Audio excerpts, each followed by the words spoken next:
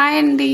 ఒక simple evening స్నాక్కి పిల్లలకు కానీ పెద్దలకు కానీ డిఫరెంట్గా తినాలన్నప్పుడు ఇలా సింపుల్ అండ్ క్విక్గా చేసి పెట్టేసేయండి. ఏం లేదండి, ఫస్ట్ ఒక ఆనియన్ను సన్నగా తరుక్కోవాలి. అలాగే హాఫ్ టమోటా కట్ చేసుకొని సాల్టు, పెప్పరు అండ్ కొంచెం పచ్చిమిర్చి కూడా యాడ్ చేయండి. తర్వాత నేనైతే ఇక్కడ 3 eggs వేసానండి. 4-5 వేసుకుంటే ఇంకా ఆమ్లెట్ బాగా వస్తుంది అనిపించింది. మంచిగా బీట్ చేసుకోవాలన్నమాట. అది నురగ ఎంత వస్తే మనం తినేటప్పుడు అంత స్పాంజీగా ఉంటుందన్నమాట.